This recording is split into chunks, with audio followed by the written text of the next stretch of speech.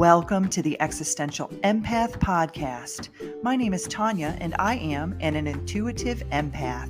My intention is to share valuable tips, tools, and techniques that I have learned so you can tap into your own inner healer naturally and intuitively. Welcome back, everyone. Today I have special guest Amy Stein.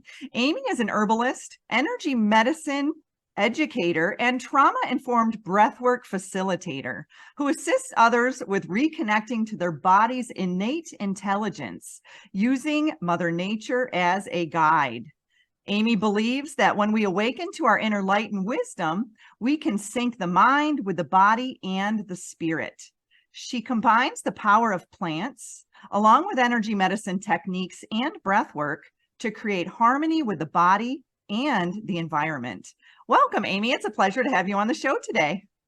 Thanks, Tana. I'm excited to be here.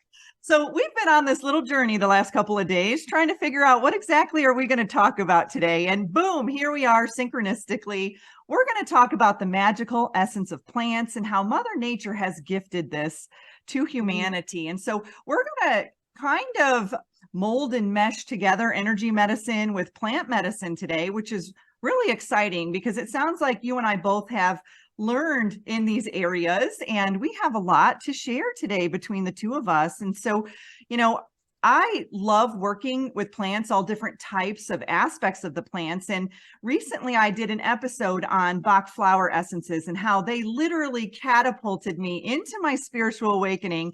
And I moved across the country. I moved from Florida to the Pacific Northwest. And I blame wild oat on that one because wild oat really activated a lot of things inside of me. And just those simple flower essences can really shift you from the inside out. And you create a lot of different tinctures and balms and elixirs and remedies and whatnot. And we're going to talk about that later in the show, about all the amazing things that you're making. But first, I wanted to kind of dive into your story a little bit on, what led you to herbalism and kind of seeking more of a holistic approach to your healing. Yeah. So it was not a very straight route. It was very kind of curvy and all over the place. So I was raised like most people on Western medicine, right? Like you're sick, you go to the doctor, they fix you, they give you a medication.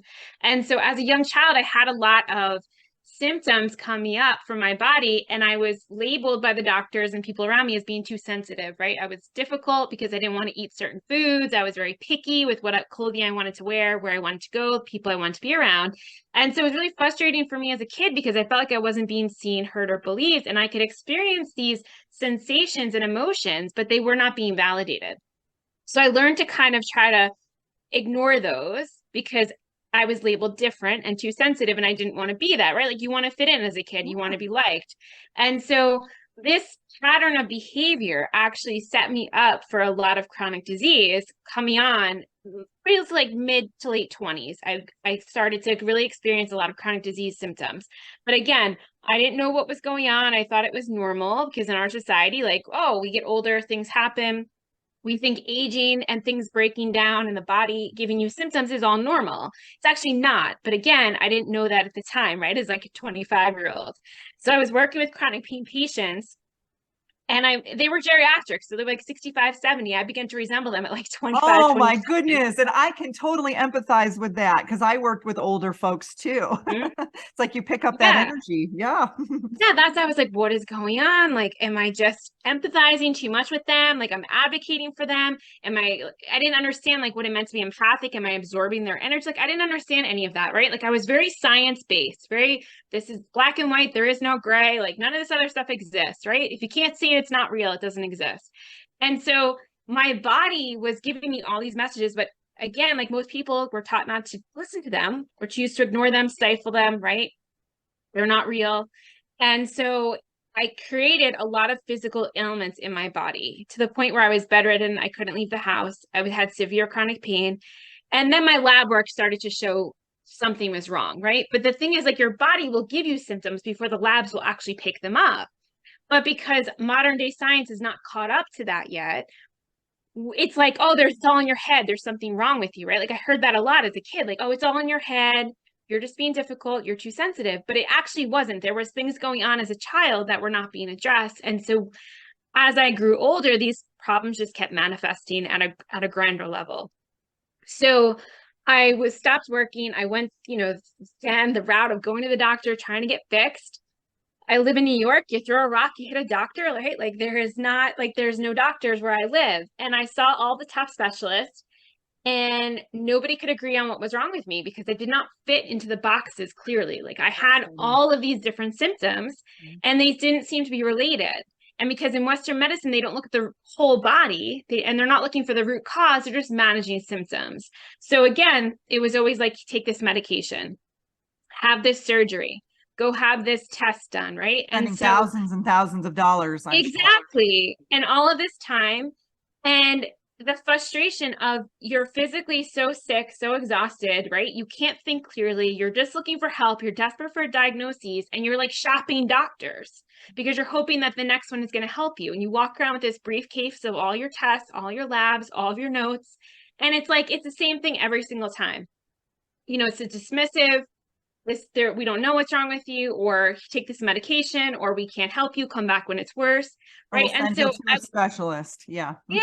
And like the specialists don't talk to each other, right? Because we part out the body. So you see the GI doctor, you see the neurologist, you see the rheumatologist, right? You see the neurologist, and no one talks to each other. So there's this huge disconnection, and we think that's normal. And so my body was giving me indications that this was not normal, that something was being missed. But I didn't know what to do because I didn't have that knowledge in something else. I only had this knowledge in Western medicine. That was what I was brought up in. And so I did this merry-go-round for about 3 years. And then I decided I'm done. I've made my peace. If I'm going to die, I'll die. It'll be on my terms. I'm not going to get guinea pigged anymore because I feel like they're killing me. And so I decided I was going to fire all the doctors. That did not go over very well with my family. I was going to say, how'd your family respond to that? Yeah. No, it did not go over very well. And I kind of was like, this is my choice. I'm an adult. I'm no longer a child. This is what I'm choosing. And at that point, my gram had passed away a few years prior.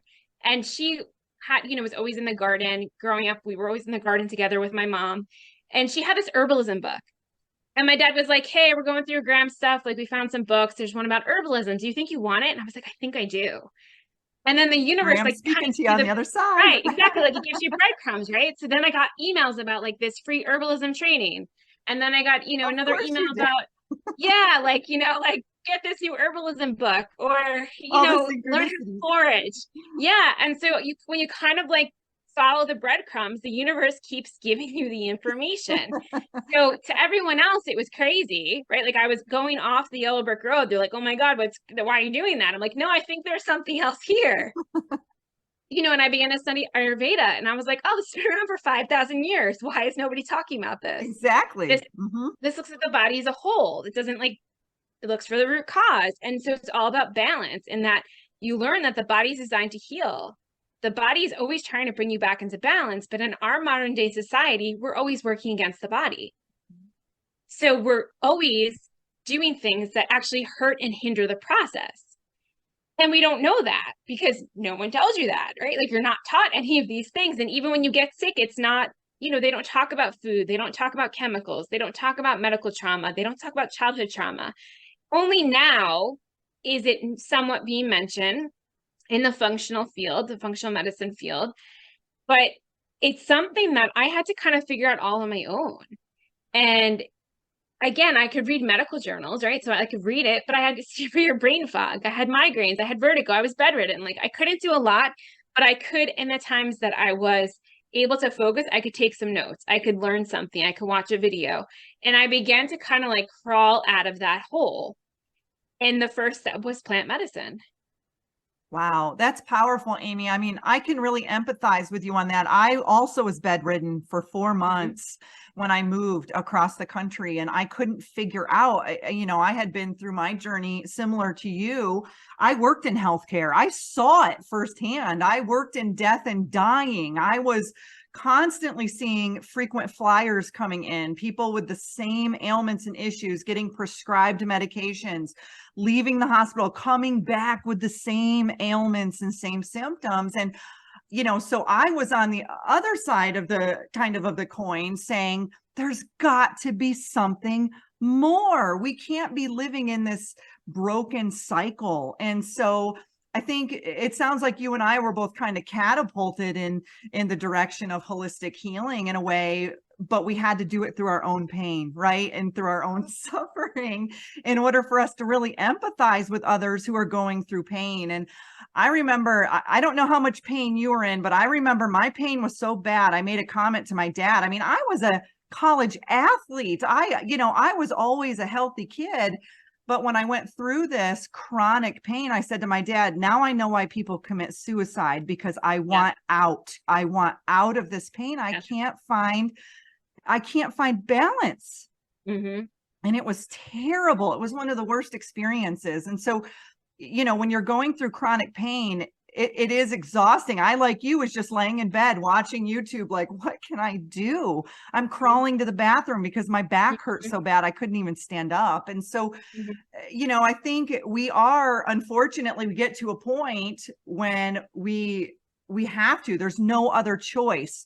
We have to be forced into finding another path. And, luckily you had your grandmother there. My grandma just passed a few years ago, and she's constantly giving me, information. And I always joke that our grandmothers are on the other side, they were kind of guiding us and giving us those breadcrumbs. And so, Amy, you talk a little bit about herbalism and allopathic medicine. Can you talk about the difference between the two of those? Yeah. So in our society, allopathic medicine is conventional medicine, Western traditional medicine, right? You have an ill, you get a pill, right? Like, so we treat the symptom. Where herbalism, we look at the body as a whole, and everybody is different, right? So we all have different needs, different experiences, but it relates to Ayurveda in that we have the constitution, right? So we all have a different constitution. So in Ayurveda, there's 3 different constitutions. There's Kapha, which has like a cold, damp, heavy, overweight tendencies, right? Then Vata is like air, wind, so that it's very thin, but you also be very dry, right? And then there's Pitta, which is hot and fiery, right? So you actually can be like angry a lot.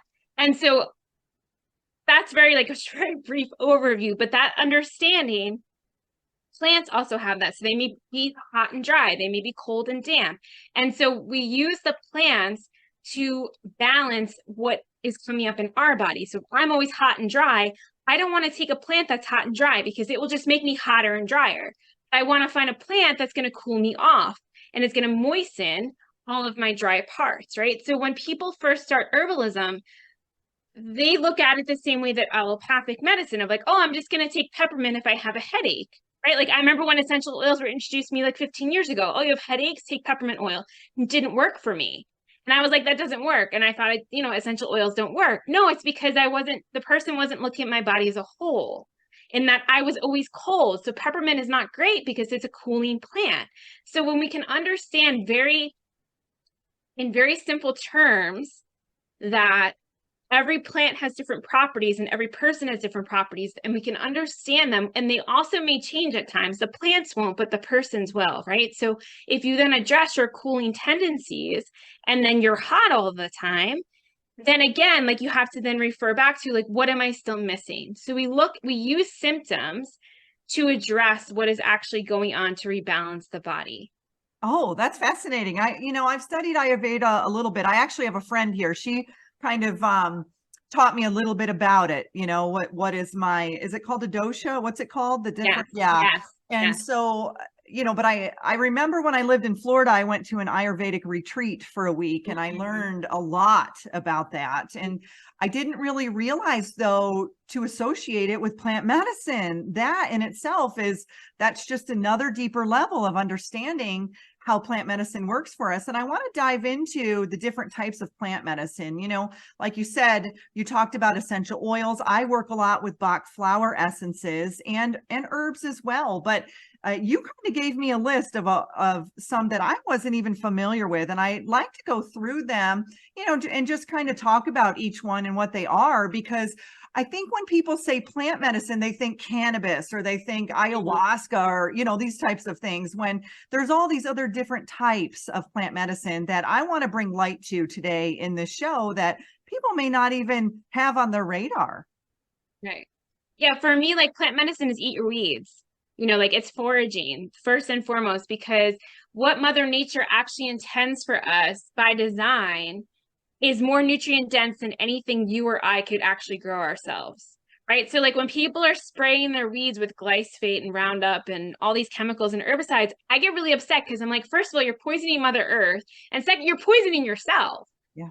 And that's food. Like that's actually nutrient dense Yeah, like food, right? dandelions. I get so Right? frustrated about that. Yeah. And I'm like, you can't eat the grass. Like you can't eat your lawn, but you can eat the clover. You can eat the dandelions. You can eat the cleavers. You can eat the The chicory, lettuce. right? Yeah. Yeah. Hmm. And so like for me, it speaks to this disconnection that we have in our society from being disconnected from Mother Nature, but also being disconnected from the own innate wisdom within us. And that's what was reawakened for me at my sickest was like, wait a second, maybe I know what's best. Rather than always looking outside of myself to somebody in a white coat to fix me, wait a second, I'm living in this body. Maybe I should be making the decisions. Maybe I know what is best for me, right? And so it was kind of like radical. I was like a little scared to have that feeling because it's not acceptable in our society to feel that way, right? Like, And you're nope, taking you your need a power back. medical. Mhm.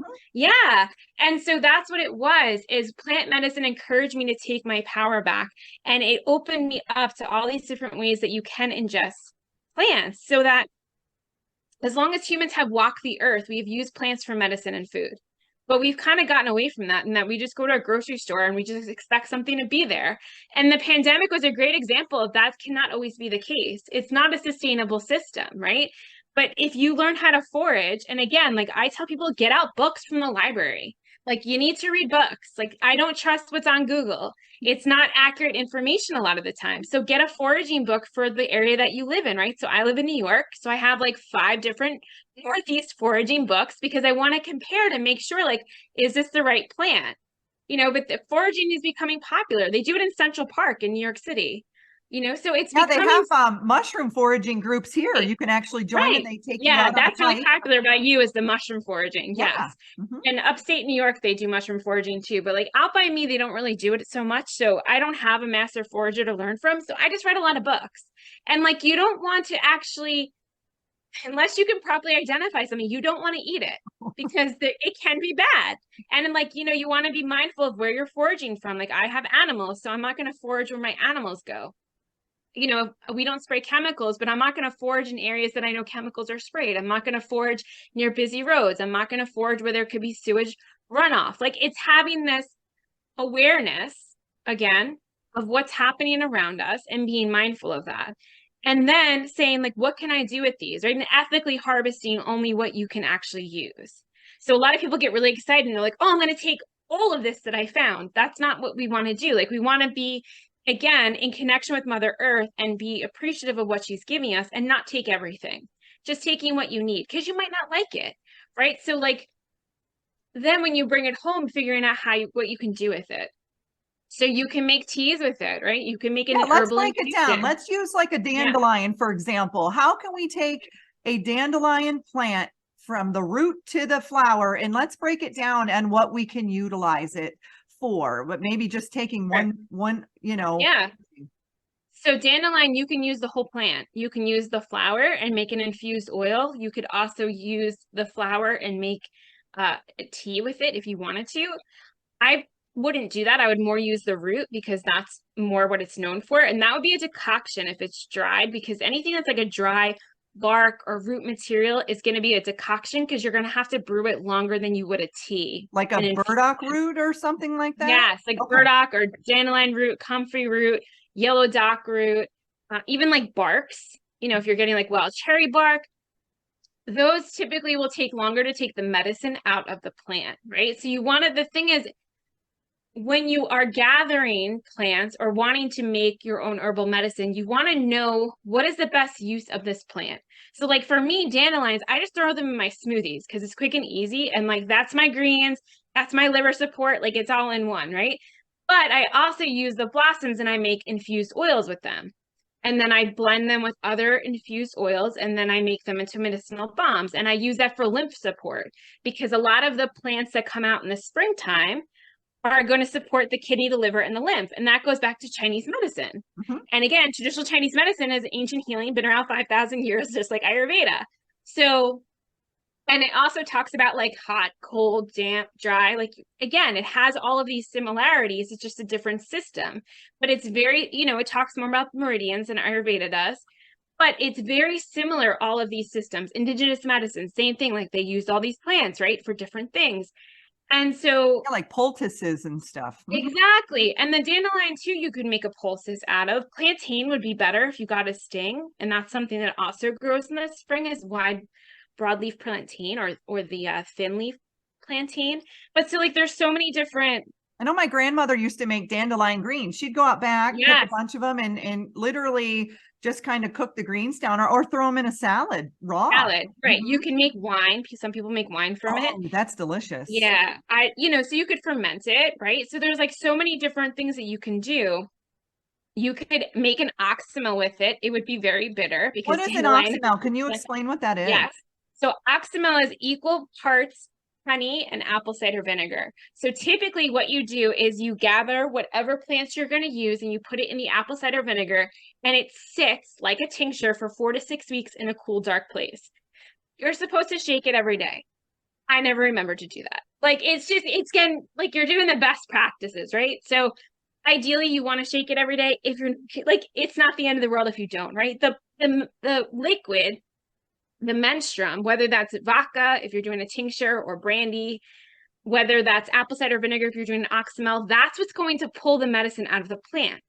So just like olive oil is going to pull the medicine out of the dandelion blossom or the dandelion leaf or root, that liquid is what's going to then be potent with that medicine. So then you're going to discard the plant material after that 4 to 6 weeks, either the infused oil, the tincture, the oxymel, right? And then you have all that goodness in your liquid.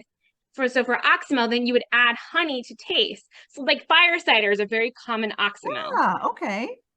So And it reminds me, in the South, my friends would cook collard greens with apple cider vinegar, and I didn't understand why. So it's like they were extracting the nutrients into potency. collards.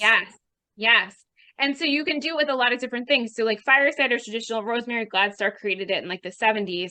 And that's like your onion, your garlic, your horseradish, bunch of herbs. You also add citrus to it again, so it's like really potent. And that's the thing, is it's a very potent medicinal brew. But if you don't like it, like I personally don't like it, but I make it because my friends love it, so I make it for them. But I personally don't love it. It is intense. I had it on hand during the pandemic just to have here in case I needed it, but it's intense. Yeah, it's an acquired taste, right? So like that's the thing, is that some of these, so with plant medicine, like I could give you a tea to drink for all of your ailments, but it probably is not going to taste good, so you're not going to drink it, right? So, but if you could get like organic crushed herbs and put it into pills, you could take it that way, right? Like you could still ingest it that way. You could also mix it with honey into pastilles, and you could eat it like that. You could make what they call like bliss balls. So you do like some sort of nut butter or seed butter, and you add your herbs to that. And that's how you can get your herbs in. So there's a lot of different ways that you can do it. It's just what are you actually going to do? Like what is going to make it so you actually ingest the medicine, right? So for me, I like making the infused oils because then I make bombs. And so when I have pain or I have lymph issues like I'm having today, like I will put that on my body and it feels good and it's soothing. And then I'll also internally take homeopathic remedies, which are, again, are a type of plant medicine and also an energetic medicine, because they have a vibrational energy of whatever they're diluted from. So homeopathic remedies go back to ancient Greek times, right? Probably so even go back prior to that, Right, like it's a long time. So like ancient Greek is like, the BC era, like it's a long time ago. And again, like it's something that's still around. It's just not readily talked about in our country because our country's system is based upon drugs. But toxins. It's not right. It's not recognized by the body. It's recognized as a toxin by the body. Where plant medicine, the body recognizes because it's not diluted. It's like, this is real. This is something that actually exists in Mother Nature. So the body works better with plant medicine because it's not something that's been changed. Yeah, and it works with your natural frequency. Chemistry. Where pharmaceuticals actually lower your vibration, where plant medicine will raise your vibration or expand your frequency. Yes. And so I always refer people to the homeopathic route first, because if I'm not monitoring them, like with herbalism, you have to be careful because there are some plants, like you cannot take a lot of them because it will be dangerous. It will cause a poisonous reaction, right? So again, it's being mindful and aware of what we're doing. We're doing it with an intention. It's not just like, oh, let me try this thing and then more is better. It's not like that, right? So with homeopathic remedies, there are no side effects, there are no medication interactions, and you could take all of the pellets in a bottle and nothing would happen to you because they're so heavily diluted, but they still have that energetic component of the plant, of the animal, of the mineral, of the environmental whatever, right? Like that's how they are created, in that the body, again, it rebalances that energetic frequency because we're electrical, we're energetic, physical, mental, spiritual, like all of those things, right? But in our society, we're just obsessed with the physical and sometimes mental, but not really, right? So like there's this lack, this disconnect. And so we walk around numb from the neck down. But when we connect back to Mother Earth, we begin to like reopen to new. Oh, this is different. And it's not bad. It's just different, right? And to have the courage to try something that maybe you would never do before, but just to try a little bit of it and see what happens, right? And see, oh, I like drinking this infusion. I like drinking this. You know, a lot of people drink tea all the time and don't think about like they're drinking Herbs. plants. Yeah. Yeah. Right. And you may be guided to certain ones, certain times of the day, or you may be like, all right, I've been doing dandelion root for a week or two. I'm going to back off a little bit and give my liver some time to process that. Yeah. Yeah. And that's the thing is, it's working with your body, but the body will still indicate to you if it's helpful or not. Right. So like I was talking to somebody yesterday and they said, oh, I took all these supplements. I feel like I was dying. I'm like, right. Because you probably took like more than you needed, or they weren't high quality, or it wasn't what you needed. Right. Like, I don't know exactly what the case was, or you could have been like doing a hard detox, which your body does not want. Herx reaction. Yeah, exactly. And so it's this thing of like, we get really excited and we think more is better, and it's not. It's not the way to go. Like, it's small steps. It's small, manageable steps. What is something I can try and see how my body responds? Because not every body is going to respond in the same way, because we're all different. We all have unique needs and experiences. So it's being open and curious about that. Like, oh, let me try dandelion root. I don't really like it. But if I mix it with chicory root, I like it. Or if I mix it with burdock root, I like it. Or if so like to be open to what you try something you don't like it, that's fine. So try another way, right? Like, so I tried essential oils, I didn't like it, but I like the flower essences, so I'm going to stick with that. Or I don't really like hydrosols, even hydrosols. Right, exactly. I don't like the tinctures, but I can take organic supplements, organic Tulsi in a pill, and I'm fine. Right. So it's like, it's finding what works for you, because I would never sit here and say like, you need to do these things, because who am I to say that? I don't live in your body. And what worked for me isn't going to necessarily work for you. But it's really important to understand that plant medicine takes a little bit longer, because it's actually addressing the root cause. Like, it's actually dealing with the real issue that's going on. It's not just treating the symptoms like Western medicine. The Band-Aid. Yeah. Yeah. So like, I suffer from migraines. So when I feel a migraine coming on, if my feverfew is growing, I'm eating the feverfew leaves, or I'm drinking my tincture, because that helps me. And it's actually working with my body rather than against it, which would be the Advil or the ibuprofen or the Tylenol or the Aleve or just bogging down your liver, which then it's pushing all those toxins back into your bloodstream and back into the body, where the plant medicine is actually moving it out, and it's resetting the frequency. And Amy, I want to talk about, because you and I both work in energy medicine. One thing that I learned, I went and did Donna Eden's class. I actually met Donna Eden. She's amazing. For those of you out there that want to learn more about energy medicine, check out Donna Eden's work.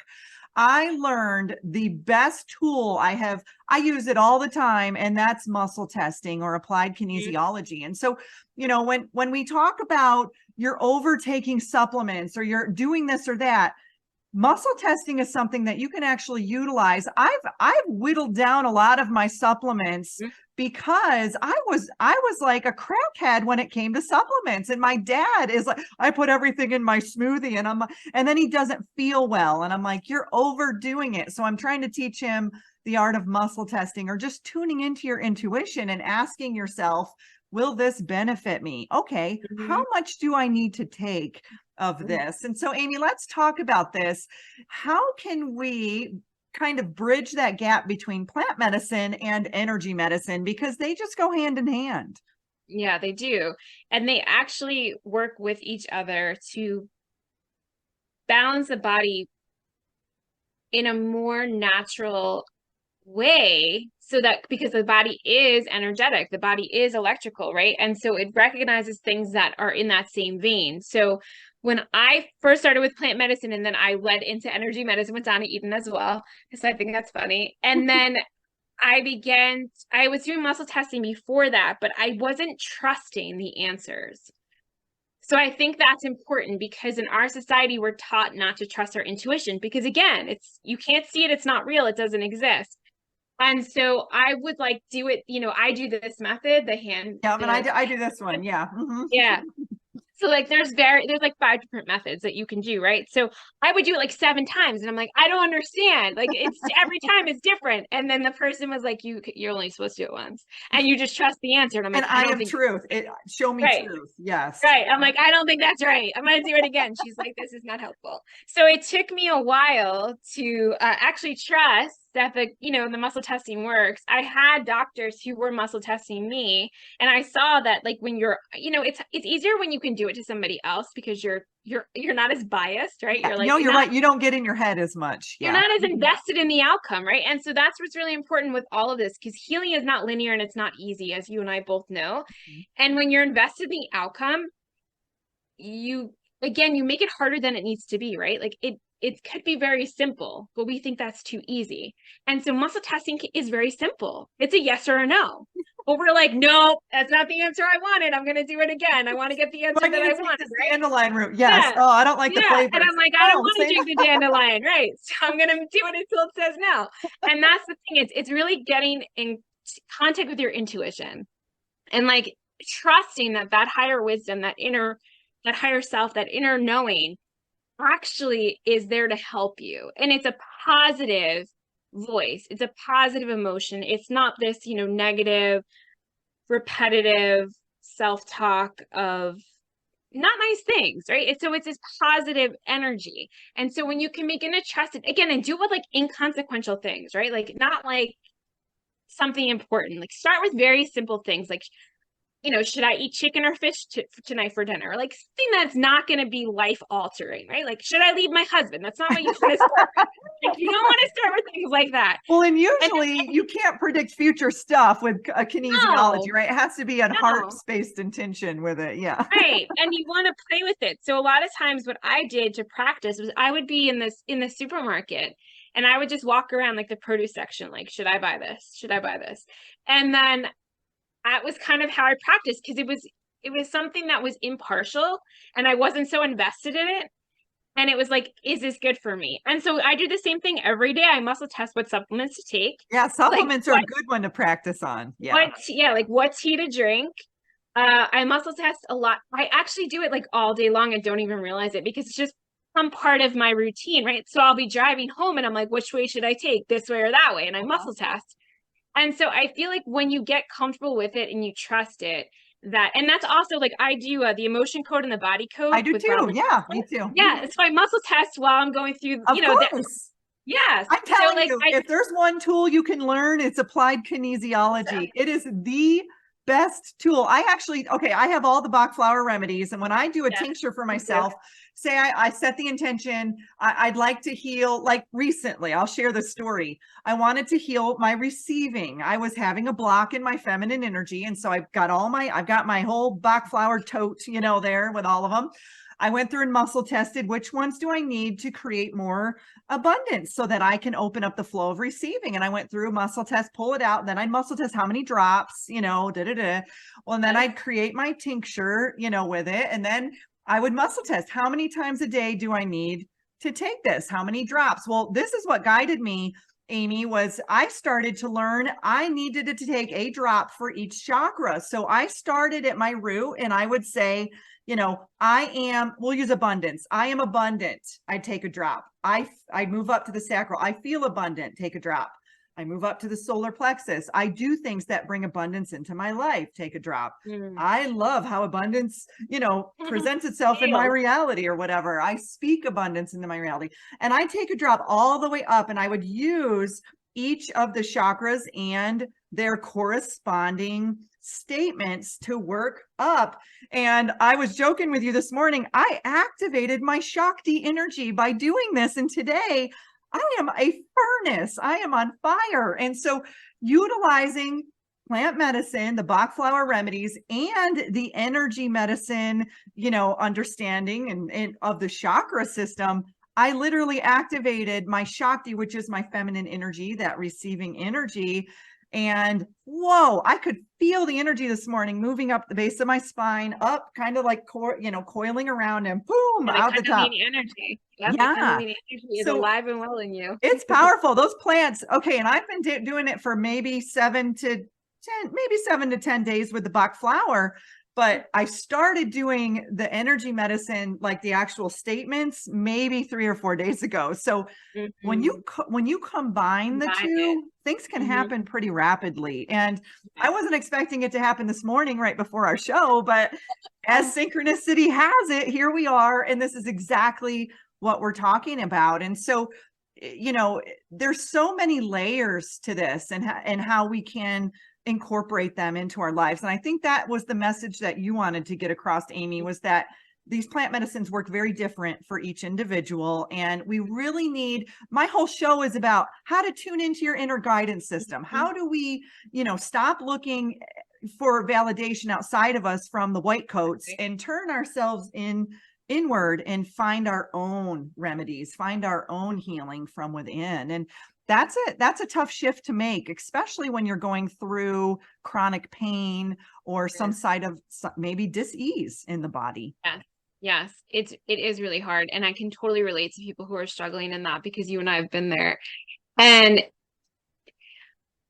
at times, like, I still struggle, like I'm not fully healed, right? And I'm okay with that, because I know as long as I'm in this physical body, things are going to come up. Like, it's just part of the process. And so I've made my peace with that. And so it's accepting that this is what's happening for me, not to me, right? And so a lot of in the space right now of healing is still the impact is on mindset. And I disagree with that a lot, because it is more than just mindset. Like, you cannot think your way better. You really can't, because you have to bring the body along. And I know this from personal experience, because I tried to do it all in my brain. I call it manic healing. Like, I tried to do everything in my brain and stay numb from the neck down, and thought that I could heal myself. And it didn't work. Yes. Did I get better in some ways? I did. But did I get the lasting healing? I did not. Until I actually was physically present in my body and feeling what was coming up, emotions, sensations, and letting it be felt and processed, I did not get better. I would not be able to do these interviews. I would not be able to tell my story without being triggered and activated by it. So it's really important for people to understand that there are no quick fixes. Like, there is no magic wand. There is no do this thing and everything is better. And it looks different for everybody, right? And healing is it's not easy. And it's also not very clear, in that there are certain ways to do things in order to not get sicker, but also what worked for me, again, may not work for you. Right. So yeah, like, it's just the freedom to be curious about what could be different from what I'm doing right now. Right. So if it's not working and I'm struggling, I'm having all these symptoms and I feel really frustrated, and I'm in a disease state, and I have chronic pain and chronic illness, and I maybe don't have a diagnosis, or I do have a diagnosis. Like, what could I actually, small step, like, what would be manageable for me to change? Could I get rid of, like, can I look at my toxins and the toxic load that I'm exposed to? Like, we live in an extremely toxic heavy metals. world. Let's look at parasites. Yes. Let's look at, right. And you're Just right. the chemicals. It's multidimensional. We're looking at Right. physical, mental, Exactly. emotional, and spiritual. Exactly. Yeah. But it could also be just as simple as, what are the chemicals I'm using to clean my house with? What are the chemicals I'm putting in and on my body? Right? Because we just think like, oh, this is at the store, it's safe for me. How many It's cosmetics am I wearing that have toxic chemicals in them? I mean, and like laundry soap and the fragrances and the candles, like all these things, right? Like, there are natural ways that you can use plants Yeah. I know. But there are natural ways that you can use plants to substitute those harmful chemicals. You can use plants in your bath with Epsom salts and not use a fragrance potpourri in your Epsom salts, right? Like you can use plants as essential oils as a room diffuser and have no toxic chemicals as long as you're using high quality essential oil, no Exactly. toxic And that's a whole chemicals. nother topic in Yes, itself. I'm like, that's a whole nother topic. And like, so there's ways that you can incorporate plants. Like I use high quality essential oils to clean with. I use thieves to clean with. I use thieves to treat mold. I use thieves in my I use laundry. it as So Goo Gone. I use orange essential oil yeah, as me Goo too. Gone. That's what I do that too. And so like And that's bug the spray. thing is, Okay, yes, coconut oil and vanilla. right. Best bug spray out there. Absolutely. Yeah. Or like I use it, I make my own body wash. All it is organic olive oil and Castile soap. Right. So So like you simple. can do things cheaply, easily that are not actually poisoning your body. And so that's a small change, right? So like your body wash runs out, you're like, hey, I'm gonna find something that's better. I'm gonna go to the environmental working group and I'm gonna find something that's better. Or there's this new app called Clear Ya, Clearya, and you can put it on your phone or you could put it on your computer browser. And when you're shopping, it will let you know like this is good, Oh, this is not. Yes. So I I just always learned joke that my friends 10 years ago are like, you're Amish. You're making your own laundry detergent, your own dish detergent, your own milk. I was making almond milk and, all these yes, things. And they yes, thought I was a whack job. And I'm like, listen, here we are today in a place where, we've got to learn how to be more sustainable and self-sufficient learning and those more lessons on yeah. how to create things and how to make things from more natural sources and more natural ingredients. Yes. Like you could Like have I a went to go handful of buy, almonds and make milk, and you can make almond flour out of it. yes. Yes. And like I went today to go get to Costco to get like the big things of vinegar. They were all sold out. I'm like, oh my God, are other people using vinegar to clean their house Yes, now? Like everybody's doing baking soda and vinegar right now to clean their veggies because of a peel. All of this stuff is oh going on. yeah. I don't buy the appeal, but yeah, you can't clean that off. Like No, that's you not coming. can't. Mm-mm. Yeah, you can't clean that off. Just disclaimer there. Just don't buy it. Yeah. But yeah, like I use vinegar to clean pretty much the whole house, right? Because it and I add essential oil and I'll add Castile soap or natural dish soap to it. And I can use it for a lot of things. And so there's no harmful chemical. Like I'm not getting exposed to anything. So my body is less And your taxed. pets too. Let's talk Yes. about that because those plugins, Swiffer Wet Oh, Jet. My friend's two dogs died from Swiffer Wet Jet because their little paws, she was washing yeah. the floors. Just going back to more clean, holistic ways of cleaning, you will notice your pets will shift as well Yeah. because what Yeah. you are putting in your environment, your pets are also breathing in and ingesting Exactly. as well. And that's why it's important to have an air filter. Like whatever you're exposed to, even if you think your body is not displaying symptoms to it, I guarantee you make the switch, you're going to see symptoms go away. Like it's a big shift that you can make really easily. But people are attached to some of their products. And I'm like, listen, then know how to read labels because that free and clear is not free and clear. I saw But me. you think it is. Can you trust that company? But I'm telling you, it's not free and clear. So I you're just saw a going to reel the other day with a girl running down the laundry detergent aisle like this, and I'm like, "That is me." I'm yes, like, me okay, too. I don't go down I that want to aisle. grab a sponge or something. And I'm like, oh, like I'm running down the laundry detergent aisle and I can't breathe. I know. And like people think that that's normal. Like, oh, it's normal. It's supposed to have a strong, like, I can't be outside if someone's doing laundry in my neighborhood because the smell is so noxious. And I'm like, oh my God, don't they smell that? And my I'm husband's like, like, not as sensitive as I'm you. like, I'm you like, need oh, wool it's balls. awful. You need wool Yes, dryer balls. yes, This is yep, ridiculous. Yeah. yes. And that's the thing. Like, but people are so used to the same thing, right? Like what we've been taught. And that's why I say all the time, like healing is unlearning. It's unlearning all of the things that you thought that you knew were right and trying something different that will actually help you rather than hurt you.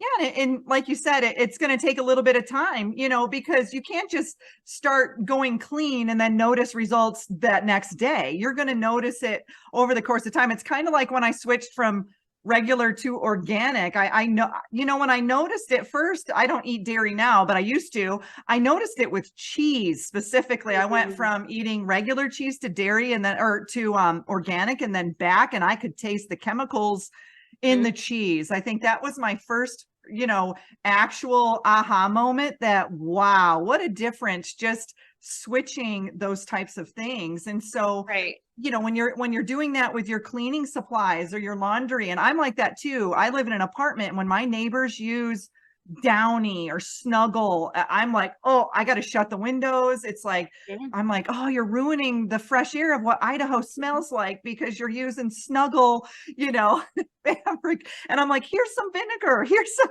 it's like I have all these. I kind of want to go knock on their door and be like, hey, do you have an endocrine disorder? Like, because it's kind of crazy, but I can't. It's like you said, it's to each their own, and we're all on our own journey, and we're all going through our own healing process. And until someone kind of comes to me and says, hey, I have these issues, then I can kind of go through, well, what does this look like in your home? Are you using these products, and how does that go? But it does. When you first start healing, you want to go out and share everything with Yes. the world. And you want to push it on everybody, right? But it's, Yeah. yes, everybody has the right to choose what's best for them. And even they might not choose what we think is best, but that's their journey. Yeah. Right. And so like, that's the hardest part for me as well, is that I see so many people suffering and I make suggestions and they don't do it. And I kind of get mad because I'm like, well, you're choosing to suffer, right? Like you could take the responsibility and make the change. Like you didn't, we all make choices in life. No one is holding a gun to our head, hopefully, right? And so you can make a different choice. You have the freedom to do that. And it's hard though, because look at your journey where you said your family, when you started going herbalism, your family was like, what are you doing? What are you doing? So a lot of it is we're breaking those generational patterns as well. And so that's a part of it. Like, we're healing the physical, we're healing our emotional, all those limited belief systems that we have. We're looking at our mental, what's our subconscious and conscious mind doing? And then we're looking at our spiritual aspects, and so it's like layers of an onion. You're just kind of peeling them away, and they go back and forth. I mean, I noticed that. I'll be working on my emotions, and then, oh, I got a pain in my side. Okay, what am I working on over here? And what do I need? Okay, do I need some essential oils for that? How do I work through this? And so that's where I think muscle testing is amazing to learn how to do, because it really does help you. Is this emotional? Is this physical? Is this mental? Is this spiritual? Okay, where do I need to Is it mine? Yeah. Yeah. Is it even mine? Right? Because it could be inherited. So we inherit a lot of these conditions, a lot of these issues from past generations. And that it's up to us then, if we're choosing to do the work to heal them for the future generations, and then heal all of the past generations. And so energy medicine, indigenous medicine talks about this a lot, and there's ritual, and we don't have that in our society anymore. There is no more ritual. There is no more. The ritual's driving in your car and going to the doctor for the 27th time to. Yeah. And like, there's still this disconnection from community, right? And so we, when someone says something that bothers us, that's automatically bad. Like, oh, they're wrong. We have to make them wrong because we can't live in that gray area where they could also be right and we could also be right. Like, no, that doesn't work that way, right? And so when we study these ancient healing practices, it also opens us up to healing all parts of ourselves as well, the mind, the body, the spirit, right? And all that encompasses. And so I think it's really important that we don't just drink the top of the Kool-Aid, like we actually go deeper and drink all of it that's there, and actually see all of the benefit, and how, because you have to, these systems, it is a whole system of learning, right? And they are really complex, and there is a lot of parts, like herbalism is also like with astrology and with the planets, right? So we won't even get into that part of it. Yeah. Like also the days of the week with Latin, that's also herbalism, right? So it's a very complex system. I've been studying it for 9 years. I still don't even, I feel like I still am like a newbie. Yeah, there's so many right. aspects. I'm still a newbie. And that's the thing, like these master herbalisms, they'll say, start with 5 plants. Start with 5 plants, get to know those 5 plants really, really well. And so, I grow a lot of the plants on my own property. Do I know them really well? Maybe, but I'm also open to them leading me. And that's part of developing my intuition, in that the formulas that I create are actually created by something bigger than me. Of course. It's the plants, it's Mother Nature, it's the universe being like, hey, put these together, try it out, and then you can share it. And that was how my whole thing evolved, of like, I started doing this thing for myself, and then people were like, oh, you're fermenting food. Can I have some of it? I'm like, okay. Oh, you're making kombucha? Can I have some of it? Okay. Oh, you're making, fire cider? Can I have some of it? Okay. Right? Like, oh, you made these bombs and gave me for Christmas. They're nice. Can I have one of them? Sure. Right? So it's like, it's this, I'm trying to educate and empower people that do something different. Like it's nothing bad is going to happen. You might just actually have like a great breakthrough like we both did. Yeah.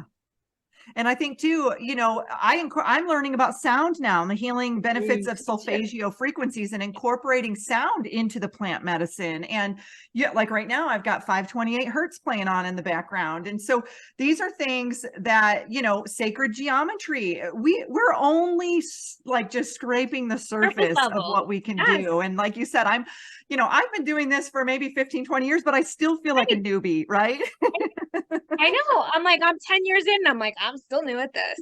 I don't, there's still so much of it I don't really understand, but I can talk to a little bit of it, which is more than most people know. So yeah, I'll talk to that little bit of it, right? But it's like,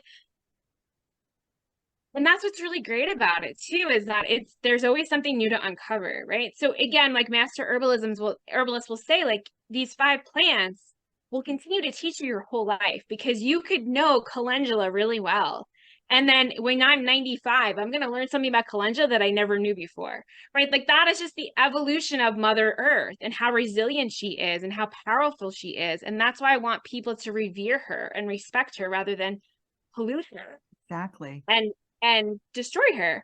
And so it's really important, because that innate wisdom that lives within her also lives within us. It does. So by revering her, you're actually revering yourself. And when we heal her, we heal ourselves, and vice versa, right? And so, Amy, I want to talk a little bit about your Etsy shop and all of the different products that you offer. I was able to check it out yesterday, and I was like, wow, she's got some really cool stuff on here. So can you kind of just go through some of the products that people could find on your shop?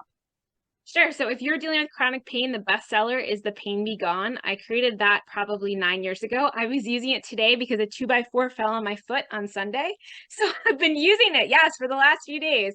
But it's a great blend that actually will help with any sort of pain that you have. And the plants that are in it will actually help to assist repair with muscles, tendons, and ligaments. So I've broken my feet multiple times. That is the pain balm that I use. There's also a lymph balm. I use that daily as well, just to promote lymph, because the lymph system has no inner pump like the heart, the circulatory system. So it needs you to either move your body in a certain way, do dry brushing, take Epsom salt baths, do a sauna, do cold plunge. Rebounding. Right. All these different things. And if the lymph balm actually helps to move things as well. So anywhere in your body that's like sore or red or swollen, you put that on there, it'll help to have the lymph flush, and that will move the toxins out. Because if you're just holding on to your toxins, you're just contaminating your body more, and you're stressing it out more, and it can't do what it needs to do. Sleep is also really important. I have a Sweet Dreams balm, and we don't actually respect our sleep in our society. Everyone says I'll sleep when I'm dead. And it's like people brag about how little sleep they get. It's actually really bad. You're actually sleep. I always say I came to Earth to sleep. It's like my favorite thing to do. Yes. Yeah, I mean, I'm that person. I'm in bed sleeping by 9 o'clock at night. I get up at like 5:30. With my lavender essential oil going in my diffuser. Yeah. And the thing is, like, from 10 p.m. to 2 a.m. is when your body runs all of its healing and detoxing programs. So if you're not sleeping at those times, you're not getting that.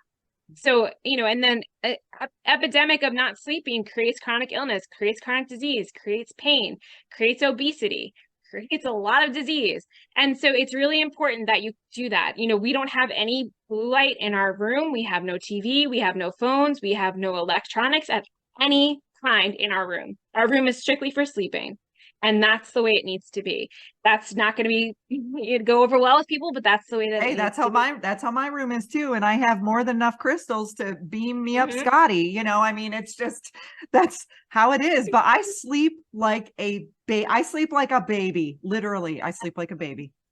Yeah. And so, and then I also have a bunch of blends that are just, bringing in abundance, bringing in, connection to your intuition, connection to your divination, creating more love in your life. That's self-love. That's not even just attracting love from somebody else. It's creating self-love, self-compassion, right?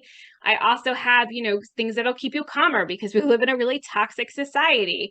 And so restore and rebalance goes great behind the vagus nerve. It's essential oil blends that also with skull cap is just a great soothing formula. And so just go and check it out. Violet's Bewitching on Etsy. Violet's Bewitching. For all of you out there, go check it out. She has some amazing products. And Amy, is there anything else that we need to share that maybe we didn't touch on in the show? I know we had a lot to cover. I'm just going to include the free gift of, 5 tips that we talked about today: sleep, getting outside, toxins, all of those things. Be mindful of what you're ingesting in an ebook that people can grab as a free gift. Great. Well, that's great. So thank you so much, Amy, for all that you do. Thank you for sharing your healing journey. And it's funny how many of us kind of mirror each other a little bit in the way that we are beginning to awaken to different means of healing and how are we taking care of ourselves. And so I really appreciate all of the work that you're doing, all of these beautiful tinctures, concoctions, and balms that you're putting out there for people to assist in their healing journey. So thanks for coming on the show today. I really appreciate it. Thanks, Tanya. You deserve to navigate your life in alignment with health, happiness, and abundance. To learn more about the services that I provide, including Beyond Quantum Healing Hypnosis, EFT tapping, and the Emotion Code, visit my website at www.theexistentialempath.com.